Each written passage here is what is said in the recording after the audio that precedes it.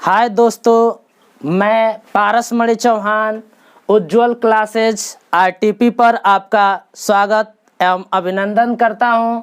तो आइए आज हम स्टार्ट करते हैं क्लास 12 का मैथमेटिक्स का फर्स्ट चैप्टर, जिसका नाम है संबंध तथा फलन, रिलेशन एंड फंक्शन। अब हमें सोचना है कि संबंध क्या है। सबसे पहले हम संबंध के बारे में चर्चा करेंगे। तो गणित में ज़्यादातर आप देखे होंगे संबंधों के बारे में भी चर्चा होती है। गणित में अधिकतर आप देखे होंगे संबंध के बारे में, चाहे अपने आप परिवार में भी संबंध के बारे में सोचे होंगे, देखे होंगे। जैसे मान लीजिए हम लोग अपने परिवार में क्या पिता पुत्र ये संबंध देते होंगे, माता पुत्री, भाई बहन, ये तमाम संबंध हम देखते हैं। वैसे ही गणित में भी हम लोग तमाम संबंध देखते हैं। जैसे मान लीजिए दो रेखाएं हो, एक रेखा L हो, एक रेखा M हो, तो इनमें क्या संबंध हो सकता है? L पैरेलल टू M या L परपेंडिकुलर टू M या L और M समपाती हो, कॉन्साइड हो।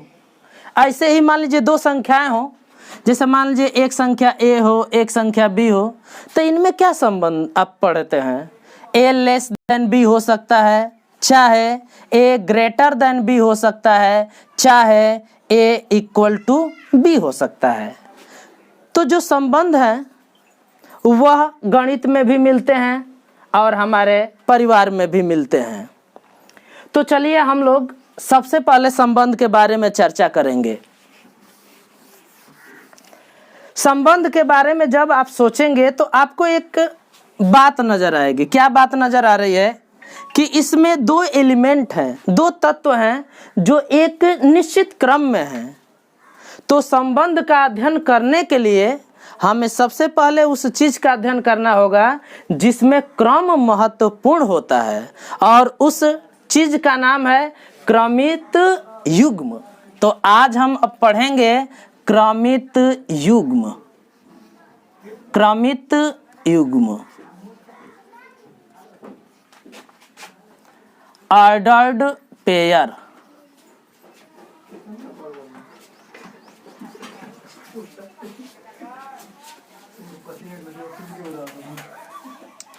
क्रमित युग्म क्या होता है? जैसे मान लीजिए मुझे अपना नाम और अपने पिता का नाम लिखना है। जैसे मान लीजिए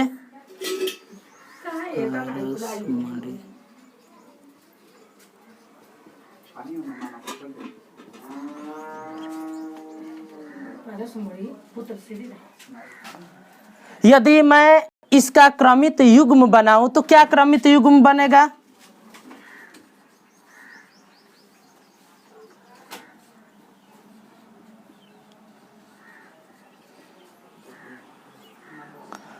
तो पारसमणि पुत्र श्री राम, इनके संबंध का जो क्रमित युग्म है वह बना पारसमणि श्री राम। ऐसे ही तमाम हम क्रमित युग्म बना सकते हैं। तो यहाँ से क्रमित युग्म को हम परिभाषित भी कर सकते हैं। परिभाषित क्या कर सकते हैं? कि जब दो वस्तुओं को किसी निश्चित क्रम में लिखा जाए तो जो प्राप्त होने वाला जोड़ा होता है उस जोड़े को ही हम बोलते हैं क्रमित युग्म। क्रमित युग्म क्या होता है? जब दो वस्तुओं को किसी निश्चित क्रम के रूप में लिखा जाए तो जो प्राप्त होने वाला जोड़ा होता है उस जोड़े को ही, ये जो जोड़ा मिला है इस जोड़े को ही हम क्या बोलेंगे?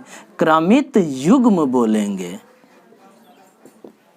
इसमें एक बात और ध्यान देना है कि जो पहली वस्तु होता है उसको हम प्रथम अवयव कहते हैं, अवयव कहते हैं, या प्रथम घटक कहते हैं, या प्रथम निर्देशांक कहते हैं। वैसे ही ये जो दूसरी वस्तु है इसको हम क्या कहेंगे? द्वितीय अव्यय कहेंगे या द्वितीय घटक कहेंगे या द्वितीय निर्देशांक कहेंगे। निर्देशांक कहेंगे। तो आपने क्या पढ़ा कि जब दो वस्तुओं को किसी निश्चित क्रम के रूप में लिखा जाए तो जो प्राप्त होने वाला जोड़ा होता है उस जोड़े को ही हम क्रमित युग्म बोलते हैं। जो पहली वस्तु होती है उसे प्रथम अव्यय, प्रथम घटक, प्रथम निर्देशांक बोलते हैं। जो दूसरी वस्तु होती है द्वितीय अव्यय, द्वितीय घटक या द्वितीय निर्देशांक कहते हैं। एक बात और ध्यान देना है कि जो क्रमित युग्म होता है वह दो वस्तुओं का समुच्चय नहीं है। मैं ये कह रहा हूं कि जैसे मान लीजिए एक वस्तु A है, एक वस्तु B है, इनका समुच्चय क्या होगा? समुच्चय के रूप में आप इनको क्या लिखेंगे? इनको आप समुच्चय के रूप में लिखेंगे मझले कोष्ठक के अंतर्गत लिखेंगे ये। और इन्हीं दोनों वस्तुओं को, दोनों अक्षरों को आप क्रमित युग्म के रूप में क्या लिखेंगे? AB लिखेंगे। तो आप कभी भी इस दोनों को बराबर आप नहीं लिख सकते हैं। यानी कि जो क्रमित युग्म होता है दो वस्तुओं का, उन दोनों वस्तुओं के समुच्चय के बराबर नहीं होता है। क्यों?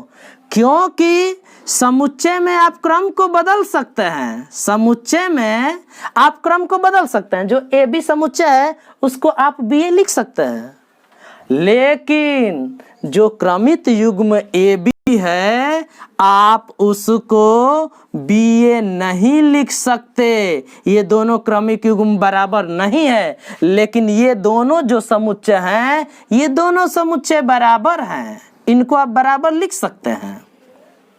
क्यों? जैसे मान लीजिए क्या ये जो क्रमिक युग्म है इसको आप बदल सकते हैं? नहीं, आप श्री राम और पारसमणि को इधर उधर नहीं कर सकते। यदि करेंगे तो उसका अर्थ बदल जाएगा। तो यहां से एक बात और पता चला। क्या पता चला? कि दो वस्तुओं का क्रमित युग्म का कोई और अर्थ है और दो वस्तुओं के समुच्चय का कोई और अर्थ है। समुच्चय में दोनों वस्तुओं को आप इधर उधर लिख सकते हैं, लेकिन क्रमित युग्म में आप दोनों वस्तुओं को इधर उधर नहीं लिख सकते। और एक बात ध्यान देना है, समुच्चय में आप एक तत्व को एक से अधिक बार नहीं लिख सकते हैं। जैसे मान लीजिए ये समुच्चय है, ये है, तो आप इसको एक से अधिक बार लिखें चाहे एक ही बार लिखें, कोई ज्यादा अंतर नहीं है। एक ही बार लिखेंगे तो वही भी मतलब है, यानी यह समुच्चय इस समुच्चय के बराबर है। लेकिन क्रमिक युग्म में आप दोनों वस्तुओं को ही लिखना पड़ेगा। ऐसा नहीं है कि आप एक ही वस्तु को लिख देंगे तो क्रमिक युग्म हो जाएगा, नहीं, ऐसा नहीं है। तो आपने क्या पढ़ा? समुच्चय में यदि दो समान वस्तुएं हैं तो आप उसको एक बार लिख सकते हैं, लेकिन क्रमित युग्म में दो समान वस्तुएं हैं तो आप उनको एक बार नहीं लिख सकते हैं, उनको दो बार ही लिखना पड़ेगा। तो अब तक हमने ये चर्चा किया कि क्रमित युग्म क्या होता है।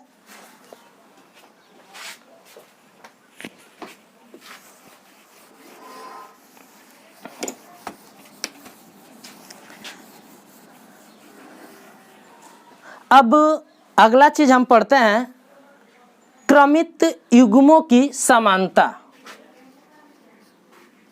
क्रमित युग्मों की समानता यानी कि equality of two ordered pairs. अगला टॉपिक हम लोगों का ये है क्रमित युग्मों की समानता, equality of two ordered pairs. दो क्रमिक युग्म हैं, उनको हम समान कब कहेंगे? जैसे मान लीजिए एक क्रमिक युग्म है आपका AB और एक क्रमित युग्म है आपका CD। ये दोनों इक्वल हम कब लिख सकते हैं? जब इनके संगत घटक बराबर हों। संगत घटक का मतलब पहला घटक पहले घटक के बराबर हो और दूसरा घटक ये दूसरे घटक के बराबर हो। तो आपने क्या समझा? क्रमिक युग्मों की समानता, अर्थात दो क्रमिक युग्म हैं, उनको आप कब बराबर कहेंगे, कब समान कहेंगे? जैसे मान लीजिए ए बी है और ये सी डी है, इनको आप बराबर कब कहेंगे, कब इक्वल कहेंगे? जब ए सी के बराबर रहेगा और बी डी के बराबर रहेगा, अर्थात संगत घटक क्या रहेंगे? बराबर रहेंगे। तो दो क्रमिक युग्म समान कब होते हैं? जब उनके संगत घटक बराबर हो, अर्थात पहले क्रमिक युग्म का पहला घटक दूसरे क्रमिक युग्म के पहला घटक के बराबर हो, और पहले क्रमिक युग्म का दूसरा घटक दूसरे क्रमिक युग्म के दूसरे घटक के बराबर हो, तब आप लिख सकते हैं कि दोनों क्रमिक युग्म क्या हैं? बराबर हैं। जैसे एक एग्जाम्पल लेकर हम लोग चलते हैं।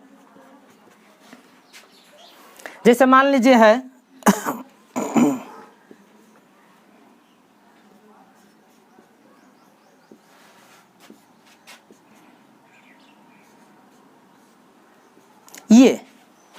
ये हम लोगों ने एक सवाल लिखा है, x plus y x minus y equal to 7 और ये है 3।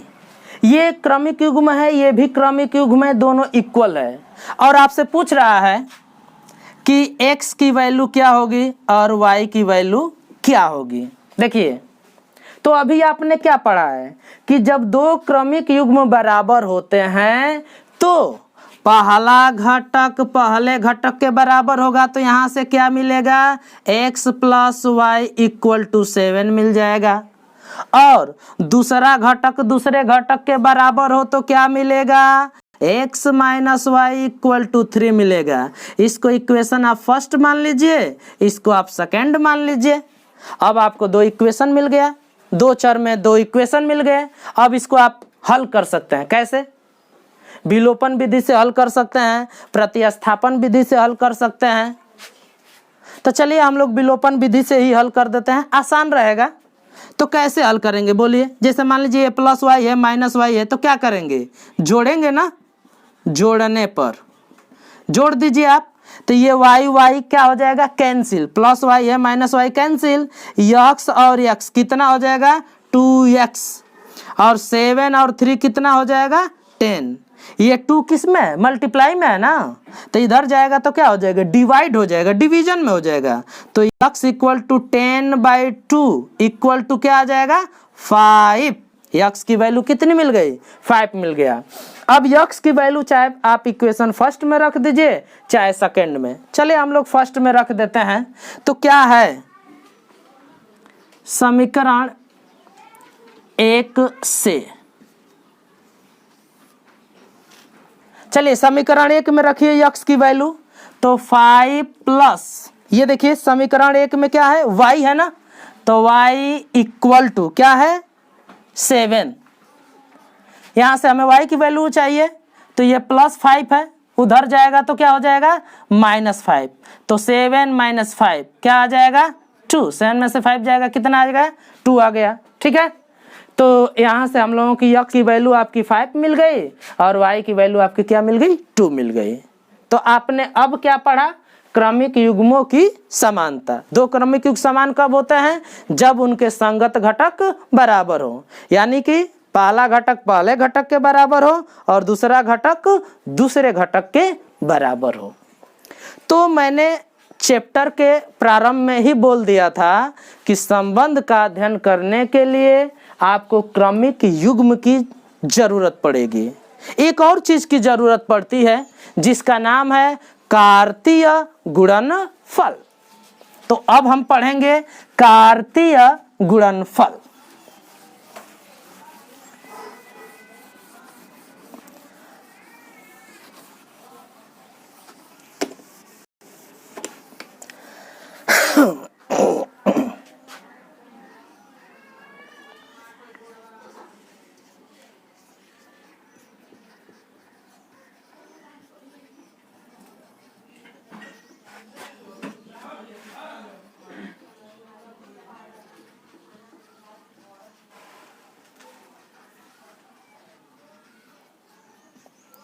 तो अब हम क्या पढ़ेंगे, कार्तीय गुणनफल, कार्टेशियन प्रोडक्ट। अब सवाल यह है कि कार्तीय गुणनफल होता क्या है। जैसे मान लीजिए एक समुच्चय हमने लिया है, दो अरिक्त समुच्चय हम ले लेते हैं। एक समुच्चय हमने ए लिया है, एक समुच्चय हमने क्या लिया है, बी। ए में कुछ तत्व हो सकता है, अरिक्त है, खाली नहीं है। जैसे मान लीजिए इसमें हमने तत्व लिया ए बी, और बी में भी कुछ तत्व ले लेते हैं। जैसे मान लीजिए हमने ले लिया 1 और 2। तो हमने क्या किया है, दो समुच्चय लिया है। एक समुच्चय ए है, सेट ए है ए बी, और एक सेट बी है 1 2। अब मान लीजिए मैं ये चाहता हूं कि इनके क्रमिक युग्मों का समुच्चय मैं बनाना चाहता हूं, क्रमिक युग्मों का समुच्चय। तो जो क्रमिक युग्मों का समुच्चय है ए और बी के, उसको हम ए क्रॉस बी से प्रदर्शित करेंगे। ए क्रॉस बी मतलब क्या है, ए के तत्व को पहला घटक और बी के तत्व को दूसरा घटक लेकर बनने वाले क्रमिक युग्मों का समुच्चय है। तो उसको हम किससे निरूपित करेंगे, ए क्रॉस बी से। तो ए क्रॉस बी कैसे निकलेगा बताइए, ए क्रॉस बी कैसे निकलेगा, ए के समुच्चय ए के तत्व को पहला घटक मानना है और समुच्चय बी के तत्व को दूसरा घटक मानना है, और क्रमिक युग्म बनाना है और उसका समुच्चय ले लेना है। तो चलिए इसको पहला घटक मानिए ए, और बी को क्या मानिए, दूसरा घटक मानिए 1। इसको क्या लिखिए, क्रमिक युग्म बनाइए। तो छोटा कोष्ठक में लिख दीजिए। वैसे ही इसको पहला घटक मानना है और समुच्चय बी के तत्व को क्या मानना है, दूसरा घटक मानना है। तो चलिए अब क्या होगा, ए और इसको दूसरा घटक मानिए 2। ऐसे ही समुच्चय ए के तत्व को मानिए, इसको पहला घटक मानिए बी और इसको दूसरा घटक मानिए 1। ऐसे ही इसको पहला घटक मानिए, इसको मानिए दूसरा घटक 2। तो यह जो क्रमिक युग्मों का समुच्चय है, इसे हम निरूपित करते हैं ए क्रॉस बी से। और इसको पढ़ते क्या है, कहते क्या हैं, ए और बी का कार्तीय गुणनफल कहते हैं। ऐसे ही हम बी क्रॉस ए भी निकाल सकते हैं। जिस तरह से हमने ए क्रॉस बी निकाला है, उसी तरह से हम बी क्रॉस ए भी निकाल सकते हैं। कैसे कैसे निकालना होगा इसको, इसमें क्या करेंगे कि सेट बी के तत्व को अब पहला घटक मानेंगे और सेट ए के तत्व को दूसरा घटक मानेंगे, और वहीं क्रमिक युग्म बनाएंगे और उनका सेट बनाएंगे। तो चलिए अब हमारा क्या मकसद है, बी क्रॉस ए निकालना। तो क्या करेंगे, हम सेट बी के तत्व को क्या मानेंगे, पहला घटक, और सेट बी के तत्व को क्या मानेंगे, दूसरा घटक मानेंगे। तो चलिए मानेंगे। तो चलिए इसको पहला घटक मानिए 1, और सेट ए के तत्व को दूसरा घटक मानिए ए। इसका क्या बनाइए, क्रमिक युग्म बनाइए। तो क्या मिलेगा 1a। ऐसे ही मानिए, इसको पहला घटक मानिए 1, और इस ए को क्या अब बी आ जाएगा ना, तो बी को आप क्या मानिए, दूसरा घटक मानिए। तो बी ऐसे ही मानिए, इसको पहला घटक, इसको मानिए दूसरा घटक मानिए। तो 2, और इसको मानना है दूसरा घटक ए। ऐसे ही लीजिए, इसको पहला घटक लीजिए और इसको बी को क्या लेना है, दूसरा घटक। ये आपने क्या बना दिया, क्रमिक युग्म बनाया। और इसका जो सेट होगा वह कहा जाएगा बी क्रॉस ए। और क्या होगा, यह बी और ए का क्या है, कार्तीय गुणनफल है। बी तथा ए का क्या है, कार्तीय गुणनफल है, कार्तीय का है गुणनफल है। तो कार्तीय गुणनफल से आप क्या समझ रहे हैं, परिभाषित कर सकते हैं। ये जो मैंने एग्जाम्पल दिया है, इसके आधार पे आप परिभाषित कर सकते हैं। क्या परिभाषा हो जाएगी कार्तीय गुणनफल की, कि यदि दो अरिक्त समुच्चय ए और बी हो तो सेट ए के तत्वों को प्रथम घटक और सेट बी के तत्वों को द्वितीय घटक मानकर बनने वाले जो क्रमित युग्म है उनके समुच्चय को ही हम ए और बी का क्या बोलते हैं, कार्तीय गुणनफल बोलते हैं। और कैसे दिखाते हैं, ए क्रॉस बी से दिखाते हैं। वैसे ही आप बी क्रॉस ए को भी परिभाषित कर सकते हैं। बी क्रॉस ए का मतलब क्या हुआ कि सेट बी के तत्व को आप प्रथम घटक मानिए और सेट ए के तत्व को आप मानिए द्वितीय घटक और मानकर क्रमित युग्म बनाइए, उनका समुच्चय बना दीजिए। उसको हम बोलेंगे बी और ए का कार्तीय गुणनफल बोलेंगे और दिखाएंगे कैसे, बी क्रॉस ए से। ठीक है,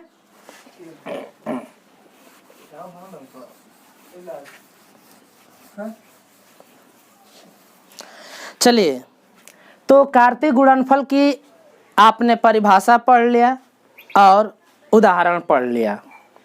अब जो कार्तीय गुणनफल की परिभाषा है, तो अब हम ए क्रॉस बी को परिभाषित करेंगे और लिखेंगे, गुण विधि द्वारा लिखेंगे। तो ए क्रॉस बी को हम गुण विधि में क्या लिख सकते हैं, A cross B equal to क्या हो जाएगा, बोलिए, A B such that A belongs in A and B belongs in capital B. इसी प्रकार हम क्या परिभाषित कर सकते हैं, बी क्रॉस ए को गुण विधि में क्या लिख सकते हैं, बी ए सच डेट, जो ये पहला तत्व रहेगा किसका रहेगा, बी का रहेगा, B belongs in capital B, and ये जो दूसरा तत्व है किसका रहेगा, ए का रहेगा, ए बिलोंग इन कैपिटल ए। ठीक है, तो ये ए क्रॉस बी को हमने गुण विधि में लिखा है और ये बी क्रॉस ए को हमने गुण विधि में लिखा है। यहां से आप समझ सकते हैं कि A cross B is not equal to B cross A, अर्थात जो कार्तीय गुणनफल है वह क्रम विनिमय नियम का पालन नहीं करता है। A cross B is not equal to क्या होता है, बी क्रॉस ए। इसको चाहेंगे तो हम एग्जाम्पल के तौर पर भी देख सकते हैं। जैसे हमने पहली बार एग्जाम्पल क्या लिया था, हमने ए इक्वल टू क्या लिया था, बोलिए, ए और बी लिया था। बी इक्वल टू क्या लिया था, बोलिए, 1 और 2 लिया था। ठीक है, तो ए क्रॉस बी जरा निकालिए, तो ए क्रॉस बी कैसे निकलेगा, बोलिए, निकाल चुके हैं हम लोग, बोलना क्या है, निकालिए। तो A1 ठीक है, फिर क्या हो जाएगा, A2 फिर क्या हो जाएगा, बोलिए, B1 फिर क्या हो जाएगा, बोलिए, B2।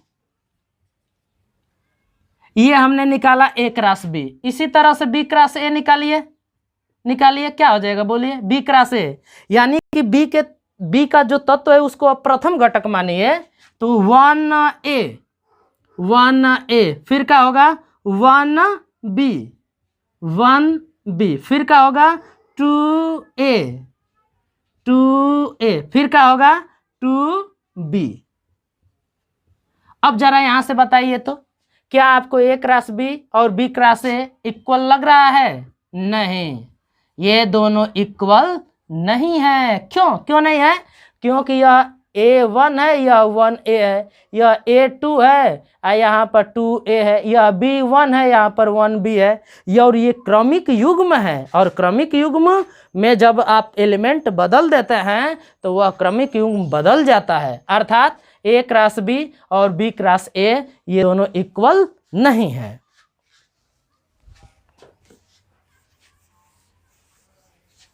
अब हम कुछ और आपको एग्जाम्पल करा देते हैं। जैसे मान लीजिए ए इक्वल टू हो 1 2 3, बी इक्वल टू हो 2 और 6 हो। मैं आपसे पूछ सकता हूं, ए क्रॉस बी पूछ सकता हूं, ए क्रॉस ए पूछ सकता हूं, बी क्रॉस बी मैं पूछ सकता हूं। ठीक है, चाहे बी क्रॉस ए भी पूछ सकता हूं। चलिए, तो ए क्रॉस बी कैसे निकलेगा, निकाल दीजिए, बोलिए। तो इसको प्रथम तत्व मानिए और इसको द्वितीय तत्व मानिए। 1 2 फिर क्या होगा, बोलिए, 1 6 फिर क्या होगा, 2, ये क्या होगा 2, ये क्या होगा 2 और 6, ये क्या होगा 3 और 2, फिर क्या होगा 3 और 6। ये आपको निकल गया ए क्रॉस बी। वैसे ही ए क्रॉस ए कैसे निकलेगा, निकालिए 1 2 3, और ये क्रॉस है तो क्रॉस क्या होगा 1 2 3, निकालिए भाई 1 1, ऐसे क्रमिक युग्म बनाइए बनाइए। फिर क्या हो जाएगा बोलिए 1 2, फिर क्या हो जाएगा 1 3,